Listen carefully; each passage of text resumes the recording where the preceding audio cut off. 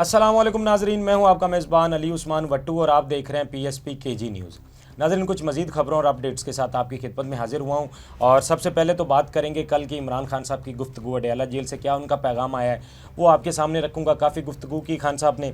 और उसके बाद बात करेंगे मुज़ाकरात के हवाले से। अब कल मुज़ाकरात की बैठक हुई इस्लामाबाद में और क्या कुछ उसमें फ़ाइनल हुआ है, क्योंकि ये दूसरी बैठक थी मुज़ाकरात के हवाले से और काफ़ी अहम पेशरफ्त हुई है उसमें और बड़े पॉजिटिव माहौल में ये मुज़ाकरात हुए हैं। तो उस हवाले से हम लोग बात करेंगे। फिर PTI के लोगों की अब रिहाई हो रही है। कुछ तो 26 नवंबर के हवाले से लोगों को पेश किया गया था अदालत में, उस हवाले से क्या अपडेट्स हैं। और फिर मिलिट्री कोर्ट से भी अब लोगों की रिहाई हो रही है, तो उस पर बात करेंगे।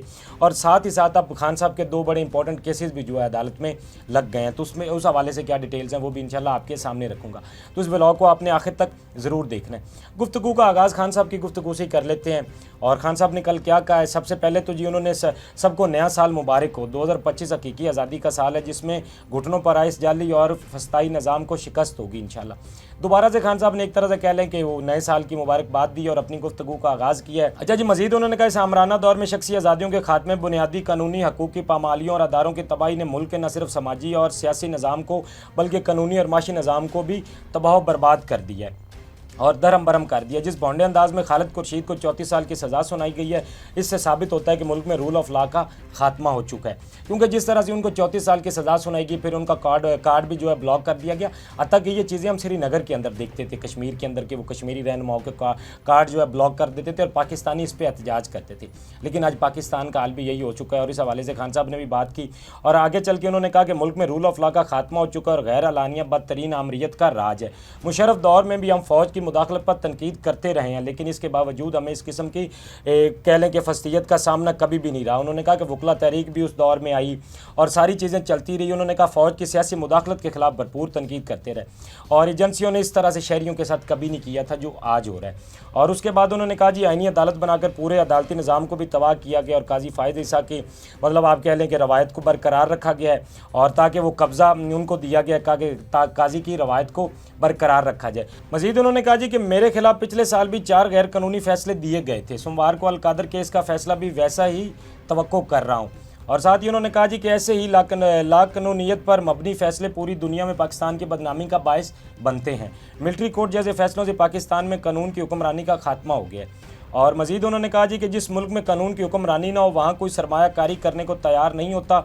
पाकिस्तान में अब भी ग्रोथ रेट 0 है। जब माशी तरक्की नहीं होगी तो ना हम कर्ज़ों से निकल पाएंगे और ना ही बेरोज़गारी का खात्मा होगा। मज़ीद उन्होंने कहा जी कि पाकिस्तान के फ़ैसले पाकिस्तान में ही होंगे। इससे मुतालिक उन्होंने कहा जी कि मेरा मौक़िफ़ वाज़ेह है। मतलब ये बातें क्योंकि की जाती हैं ना कि अमेरिका से मुदाखलत है, तो खान साहब ने कहा कि पाकिस्तान के फ़ैसले पाकिस्तान में होंगे और इस पर वो अपना वाज़ेह मौक़िफ़ भी दे चुके हैं। उन्होंने अता के कहा है कि मेरे कारकुरान को रिहा किया जाए, अगर मुझे जेल में रखना है तो कोई मसला नहीं है, मैं केसेस का सामना भी करूँगा। और फिर उन्होंने कहा जी कि लेकिन जब बुनियादी इंसानी हकूक़ का मामला होता है तो पूरी दुनिया से आवाज़ें उठना फितरी अमल है। क्योंकि लोग बात करते हैं, ज़ाहिर बात है, जब आप देखें ना कि कानून के साथ ये कुछ किया जा रहा हो तो बाहर से तो आवाज़ें आएंगी। फिर उन्होंने कहा कि अक़वाम मुत्तहिदा जैसे इदारे इसीलिए हैं। उन्होंने कहा जी दुनिया के तमाम जी शऊर इंसान बुनियादी हकूक़ की पामाली के खिलाफ आवाज़ उठाते हैं। अरस्तु ने भी यही कहा था, हर शहरी का फ़र्ज़ है कि इंसानी हकूक़ की पामाली हो तो आवाज़ उठाए। और 2 किस्म के लोग इंसानी हकूक़ की पामालियों पर आवाज़ बुलंद नहीं करते, एक तो खुद गर्ज और दूसरे बुज़दिल लोग जो होते हैं वो इंसानी हकूक़ की जब पामालियाँ हो रही होती हैं उनके सामने तो उस पर बोलते नहीं हैं। मतलब एक तरह से आप कह लें कि उन्होंने अपनी कौम को ये मैसेज देने की कोशिश की है ताकि जो कुछ मुल्क के अंदर हो रहा है उसके खिलाफ आवाज़ उठाई जाए, उस पर बात की जाए। और उन्होंने कहा कि पाकिस्तान के जो फैसले हैं बेसिकली उस पर उनका मौक़िफ़ आ गया है। फिर ज़ाहिर बात है अक़वाम मुत्तहिदा की अदालतें बनी हुई हैं तो इसीलिए बनी हुई हैं कि जब किसी के साथ नाइंसाफ़ी हो रही हो तो उस पर बात कर सकें। फिर ट्रंप के हवाले से उन्होंने बात की। उन्होंने कहा कि ट्रंप से यही तवक्को है कि वह न्यूट्रल रहें, क्योंकि बाइडन ने जनरल बाजवा के उकसाने पर हमारी हुकूमत को अदम एतमाद के ज़रिए हटाकर वाज़ेह मुदाखलत की थी जो सारी दुनिया जानती है। और हमारी मुज़ाकराती कमेटी हुकूमत के साथ मुज़ाकरात कर रही है, हमारे मुतालबात जायज़ हैं। एक तो उन्होंने कहा जी कि 26 नवंबर और 9 मई पर जुडिशल कमीशन का क़याम और सियासी कैदियों की रिहाई, और ये 2 PTI के मुतालबे और खान साहब इस पर अब ज़्यादा बात कर रहे हैं। बाकी जो उनके मुतालबात थे 26वीं आईनी तरमीम के हवाले से या जो बाकी बात तो कर रहे थे मैंडेट के हवाले से बात, तो अब उस पर उस तरह से खान साहब बात नहीं कर रहे हैं। लेकिन ये जो 2 मुतालबात हैं मुज़ाकरात में भी ज़्यादा बात इसी पर ही की जा रही है और तरीक़े इंसाफ़ का फोकस इसी बात पर है, तो खान साहब ने भी उस हवाले से बात की। फिर उन्होंने कहा जी कि DG ISPR 9 मई पर सरेन गलत बयानी कर रहे हैं। सीधा असूल यही है कि जिसने CCTV फुटेज चुराई है उसी ने 9 मई करवाया है। और ये खान साहब 9 मई के हवाले से बहुत टाइम से कहते हैं कि सीसीटीवी फुटेज चुराने वाली 9 मई करने वाले हैं और सीसीटीवी फुटेज सामने लाई जाए ताकि सारी चीज़ें सामने आ जाएंगी। फिर मिलिट्री कोर्ट से फैसले भी इसीलिए करवाए गए हैं कि वहाँ से किसी ने सीसीटीवी फुटेज मांगनी ही नहीं थी। 26 नवंबर को सीधी गोलियां मारकर हमारे लोगों को शहीद किया गया। जब भी उन दो वाक़यात की शफाफ तहकीकात होंगी तो दूध का दूध और पानी का पानी हो जाएगा। मतलब खान साहब चाहते हैं कि 9 मई और 26 नवंबर की जो है वो तहकीकात कर दी जाए। और हत्ता कि अगर तरीके इंसाफ के मामले में अगर देखें ना, हुकूमत कहती है कि 9 मई भी तरीके इंसाफ ने की है, 26 नवंबर भी वो तरीके इंसाफ पे डालते हैं। जब तरीके इंसाफ कह रही है कि इसकी तहकीकात करवा दी जाए, कमीशन बना दिया जाए, तो फिर जारी बात है दूध का दूध और पानी का पानी हो जाएगा। तो ये हुकूमत को इस पर कमीशन बनाना चाहिए, बल्कि अगर ये इस पर कमीशन बना के तहकीकात करते हैं तो जो मुल्क के अंदर आवाज़ें उठाई जा रही हैं या आप कह लें कि ऐसा माहौल बना हुआ है कि अवाम हुकूमत पर एतमाद नहीं कर पा रही, तो उसके बाद हो सकता है कि कहीं ना कहीं ये एतमाद बहाल हो सके। और अगर हुकूमत अपनी बात पर सच्ची है तो हुकूमत को कमीशन बनाना चाहिए। और PTI के ये दो ही मुतालबात हैं। फिर मजीद उन्होंने कहा जी कि हमने हुकूमत को 31 जनवरी तक की डेडलाइन दी है और मुज़ाकरात और इसके साथ साथ तसीरात ज़र के बाईकाट की मुहिम भी जारी रहेगी। और अगर हुकूमत ने हमारे मुतालबात की मंजूरी में संजीदगी ना दिखाई तो बाईकाट मुहिम में दोबारा गौर किया जा सकता है। मतलब उन्होंने कहा कि इसको थोड़ा सा वो ज़ोर पकड़ेंगे और मज़ीद उन्होंने कहा कि फिर हम इस तरफ जाएंगे अगर इसको वो संजीदा नहीं लेते हैं तो। और फिर उन्होंने कहा जी कि मुझे बिलावास्ता तौर पर बनी गाला मुंतकिल करने की पेशकश की गई है। मेरा मौका वाज़ा है कि पहले मेरे कारकुनान और रहनुमाओं को छोड़ा जाए, उसके बाद मेरी बात होगी। मतलब खान साहब चाहते हैं कि पहले कारकुनान को और जितने लीडरान PTI के बंद हैं उनको छोड़ा जाए, तो उसके बाद वो कहते हैं कि आप मेरी बात कर लें। अटक जेल में भी मुझे 3 साल तक बाहर भेजने की पेशकश की गई थी। जब अटक जेल के अंदर खान साहब थे तो तब भी उन्होंने बताया, उनको ये डील दी गई थी कि आपको 3 साल के लिए बाहर भेज देते हैं, लेकिन तब भी खान साहब ने डील से मना कर दिया था। और अब भी जो डील्स उनको दी जा रही हैं, बेसिकली खान साहब को कहा जा रहा है कि वक्त दें हुकूमत को। और कुछ तो बातें की जा रही है कि 2027 तक वक्त दें, कुछ लोग कह रहे हैं 2029 तक वक्त दें, लेकिन खान साहब वक्त देने के लिए तैयार बिल्कुल नहीं है। और उन्होंने कहा है कि मैं बिल्कुल इस चीज़ के लिए, मतलब उन्होंने कहा केसेस का सामना करूँगा, तहकीकात करवाई जाए, मेरे लोगों को रिहा किया जाए, और यही उनका मुतालबा है। मजीद उन्होंने कहा जी कि मेरा जीना मरना पाकिस्तान में, मेरी आखिरी सांस तक मुल्क की आज़ादी की जंग लड़ूंगा और अपनी कौम से भी यही उम्मीद करता हूँ। खान साहब तो जी तैयार हैं आखिरी सांस तक जंग लड़ने के लिए, और वो कहते हैं कि मैं अपनी कौम से भी यही उम्मीद करता हूँ। और ये कल का पैगाम था खान साहब का, कह लें अडयाला जेल से। सारे जितने भी कह लें कि आप इश्यूज़ चल रहे हैं उस पर उन्होंने बात की है और उनका वाज़े मौका पर, और खान साहब बार बार इसी हवाले से बात कर भी रहे हैं और सारी चीज़ें सामने हैं। फिर दूसरी तरफ अब ये खान साहब की गुफ्तगू तो मैंने आपको बताई है, लेकिन दूसरी तरफ मुज़ाकरात का मामला भी चल रहा है। अब कल PTI के लोगों ने जो है वो मुज़ाकरात में गए, कल अली अमीन भी थे, बाकी लोग भी थे जितने भी कमेटी का हिस्सा हैं, हामिद रज़ा साहब थे या उमर अयूब साहब थे और बैरिस्टर गौहर साहब थे, या बाकी PTI के सारे लोग वहाँ पर मौजूद थे। अब ये कह लें कि बड़े पॉजिटिव माहौल में एक तो मुज़ाकरात हुए और ये कहा गया जी कि अगले हफ्ते जो है वो जो नेक्स्ट सेशन है उसकी डेट भी अनाउंस कर दी जाएगी, जो इसका आप कह लें अलामिया था। अलामिया में कोई खास बात तो की नहीं गई है। एक तो ये कहा गया कि नेक्स्ट वीक को जो है वो डेट दे दी जाएगी, और बाकी PTI को जो रिटर्न फॉर्म में कहा गया था जी कि वो अपने यहाँ मुतालबात दें। PTI ने अब तक अपने रिटर्न फॉर्म में कोई मुतालबात नहीं दिए हैं, वही उनके 2 मुतालबात हैं, 26 नवंबर और 9 मई का कमीशन बनाया जाए और सियासी कैदियों की रिहाई, वो उन्होंने उनको बता दी है। और साथ ही साथ क्योंकि वो थोड़ा सा एक उन्होंने कहा है जी कि अगर आप रिटर्न फॉर्म में दें, ये हुकूमत उनसे बड़ा तरद्दुद कर रही थी, तो उन्होंने कहा जी कि ये हम खान साहब से बात करेंगे, मुशावरत के बाद आपको बताएंगे इस पर क्या कर रहे हैं। तो उन्होंने कहा कि ठीक है, खान साहब से आपकी मुलाकात करवाई जाएगी।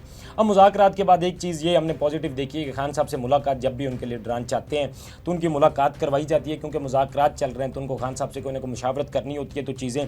बाकी हामिद रज़ा साहब कल जो उन्होंने गुफ्तगू की, क्योंकि वो तर्जमान भी है मुज़ाकराती कमेटी के, तो उनका जो कह लें कि बॉडी लैंग्वेज थी वो बड़ी पॉजिटिव थी। उन्होंने कहा जी कि हमने बहुत मुश्किलात बर्दाश्त कर ली हैं और अब हमारे जो है वो खुश होने का टाइम है, और 2025 जो साल है वो PTI का है। तो उससे कहीं ना कहीं लग रहा है कि जिस तरह से PTI के लिए कुछ आसानियाँ हो रही हैं और हुकूमत की वो बड़कें भी ख़त्म हो गई हैं। हुकूमत जिस तरह पहले आप कह लें कि एक बड़के मार रही थी या जिस तरह बयान आ रहे थे, अब वो हमें थोड़े कम नज़र आ रहे हैं। शायद उसकी वजह यही है कि हुकूमत को भी अब चीज़ें नज़र आ गई हैं। और फिर PTI ज़ाहिरी बात है मुज़ाकरात में जिस तरह मैंने आपको बताया कि कुछ चीज़ें अब आगे बढ़ रही हैं, तो कुछ चीज़ें खुलकर सामने भी आ रही हैं। और हामिद रज़ा ने कल एक तो मुज़ाकरात के बाद गुफ्तगू की, फिर उन्होंने जो है आप कह लें कि TV प्रोग्राम में जब बैठे थे तो तब भी उन्होंने यही गुफ्तगू की कि हमारा अच्छा वक्त आ रहा है।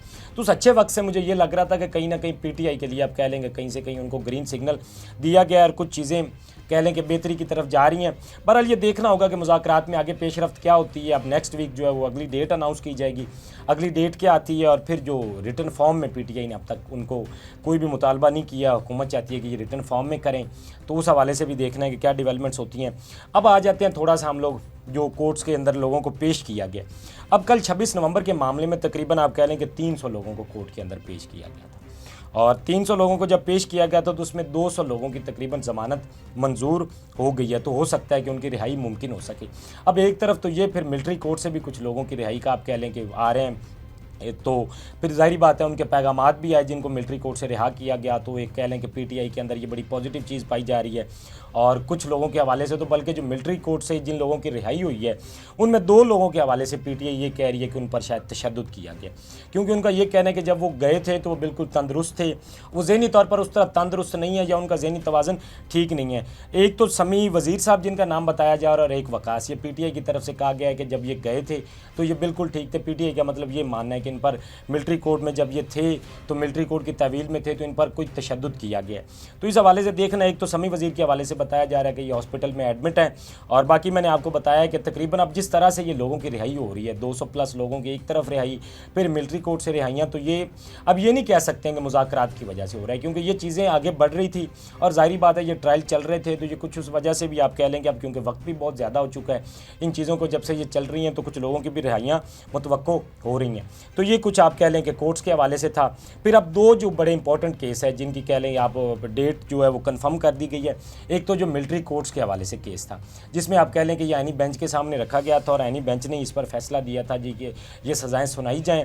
तो अब उसके बाद जो है 7 जनवरी की उसकी डेट रखी गई है। मज़ीद इसमें क्या पेशरफ्त होती है, और फिर एक जो 8 फरवरी की खान साहब की पटिशन थी, अब इसको भी जो है वो कंफर्म कर लिया गया है। तो इस हवाले से भी क्या अपडेट्स आते वो भी इंशाल्लाह मैं आपके सामने रखूँगा। ये आज की कुछ डेवलपमेंट्स थी, इंशाल्लाह इसके हवाले से आप भी अपना फीडबैक दीजिएगा। अब तक के लिए इतना ही। अपने मेज़बान को दीजिए इजाज़त। अल्लाह निगहबान। इस तरह की और वीडियोस देखने के लिए सब्सक्राइब कीजिए हमारा चैनल और देखते रहिए PSP KG न्यूज़।